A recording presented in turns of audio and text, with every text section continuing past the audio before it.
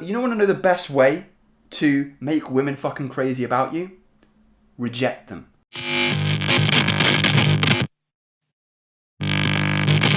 My brothers. So, in this video I want to talk about transcending sex. I'm going to read an excerpt from the book Becoming Supernatural by Joseph Dispenza, another Joseph. And I came across this particular paragraph that I thought would be very, very enlightening in regards to some of your practices to transcend your own carnality, your own impulsivity, your own sexual proclivity to procreate. So let me just read this excerpt, and I'm going to go on some tangents here and give you some ideas about where you need to be looking to in order to have some kind of sexual restraint and then move beyond it. We don't always want to be in this mind frame of constantly having this obsession around, semen retention and sex and lust. What is the ultimate goal here? Okay. So this is in regards to the survival mechanism. Joseph Dispenza marks out the first three chakras, okay? And they're associated with your survival energy. And the first is your sexual energy. Another analogy or another reference you might use is Maslow's hierarchy of needs. So the physiological needs that a human being needs to live. So many of us keep living in survival. We are overly sexual, overly consuming, or overstressed by living our lives from the first three centers. We keep drawing from this invisible field of energy carrying information that surrounds the body. And we are constantly tuning into it, turning it into chemicals. The repetition of this process over time causes the field around the body to shrink.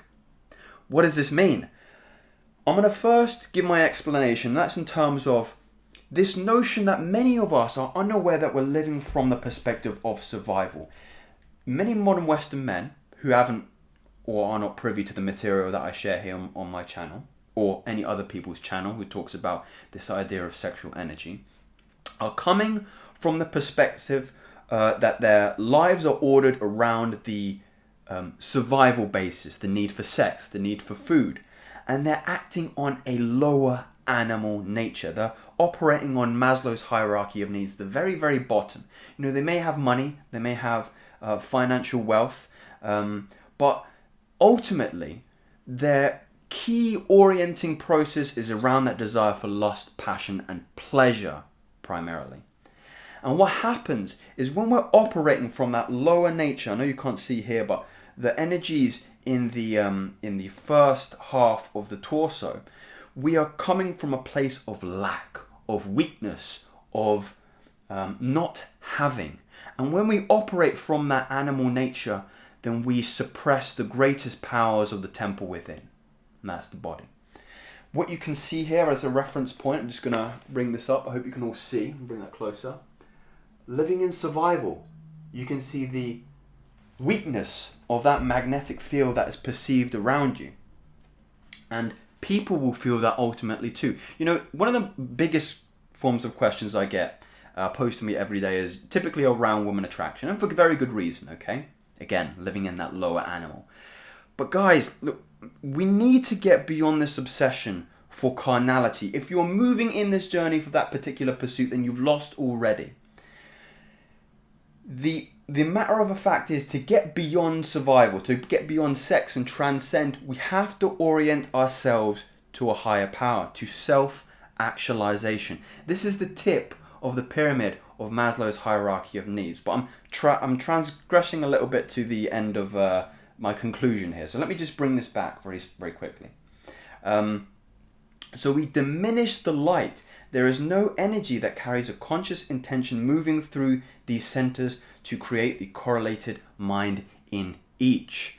So our mind, our attention as it were, is so condensed and concentrated in our sexual carnality, our sexual energy, our need for pleasure, that it gets projected through our energy field, and people can sense that all around you. Just back to that woman attraction idea, is the reason why so many women are very intuitive creatures, and when you begin to retain, they have an inclination, they have a sensitivity to the kind of energy that you're perceiving around you. If you're moving from those lower levels, if you're constantly sexed, if you're constantly chronically masturbating, they know intuitively. They don't understand it. They don't know perhaps the practical mechanisms of why they're getting that particular energy around you. It's not like they know that you're a chronic Kumar or something like that, but they know that there is a lacking there, that there is something distasteful, there is something poisoned in you. And that is why these people and the men that are suffering from this are not going to get what they want, because they're coming from a place of lack, of emptiness, of no energy, of hollowness, of shallowness. So that's why we need to bring this energy up. That's why we need to heal these survival mechanisms and not act from that plane. We need to come from a place of abundance by transcending those 3 lower chakras. So essentially, we've tapped our own energy fields as a resource. That limited level of mind with its limited amount of energy in each center will send a limited signal to the surrounding cells, tissues, organs, and systems of the body. So your physical form follows your energetic form. Now, I know this might sound esoteric and a little bit woo-woo and airy-fairy, but this is a scientific belief. If you're going to be sick, it will show up in your energy first. It will show up in your depression. It will show up in your anxiety. It will show up on people's feelings towards you. That psychic ability that is so hard to describe, that you know whether or not a person has good energy or not. And it's first manifested there, and then the body's going to follow suit. So if you're, again, overly sexed, overly impulsive, overly carnal, it is then going to show up in a sickness in your body. The result can produce a weakened signal and a lower frequency of energy carrying the vital information to the body. Again, therefore, the lowering frequency of the signal creates disease. We could say that from an energetic level, all disease is a lowering of frequency and an incoherent message. So you have this diminished field of light around you, which again, the females are so intuitive to be able to feel that and respond to that. Now, getting onto the crux of becoming this abundant individual, becoming an abundant man, operating out of the energies of survival and coming into that 4th, 5th, 6th and 7th chakra. That is the point of self-actualization, of peace, of wholeness. When you carry yourself from a perspective of completion and you articulate all your behaviors from that perspective of gratitude, then you will see that reflected in your energy, you will see it reflected in your body, and ultimately you will see it reflected in other people. The world is a mirror, okay? You cannot first expect to see a smile in the people that you pass in the street if you don't first smile at them. If first your energy isn't coherent, isn't abundant, isn't full, isn't gracious. And as soon as you move up into that God state of mind, into that abundant state of mind, you will start to see that manifest in the interactions every single day. There's this poisonous idea of men these days and how we're illustrated in cartoons like Family Guy, like the bumbling fucking idiot, in your typical Hollywood movies about these impulsive, devious sexual creatures that men are, that we're so led by our dicks, okay?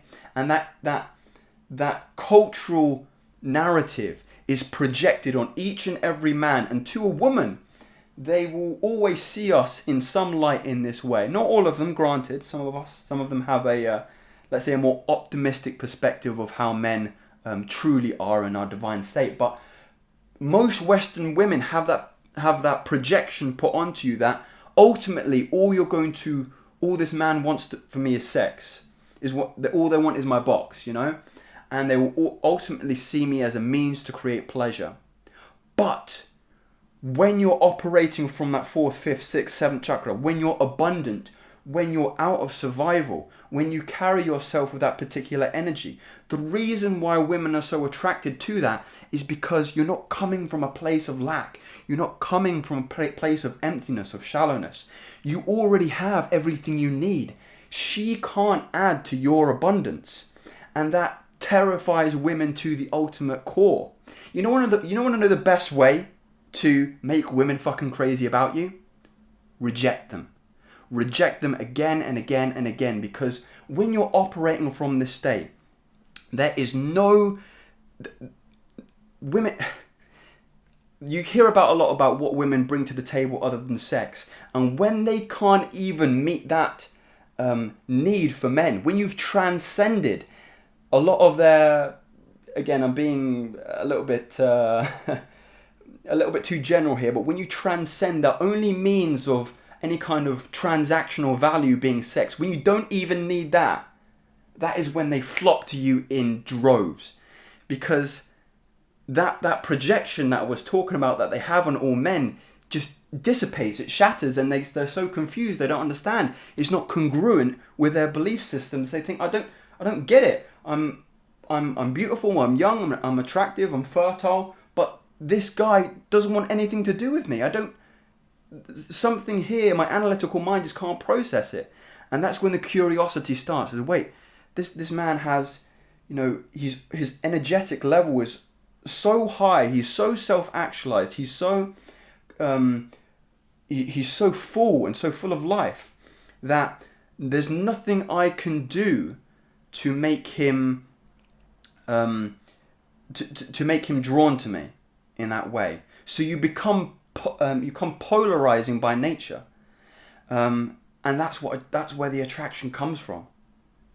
So guys, if you're looking for some kind of scientific, rational, theoretical explanation of why these things happen, of why you begin to become a magnet for life itself, it's because your energy is that of wholeness, of purity, that you don't even need anything else from the world.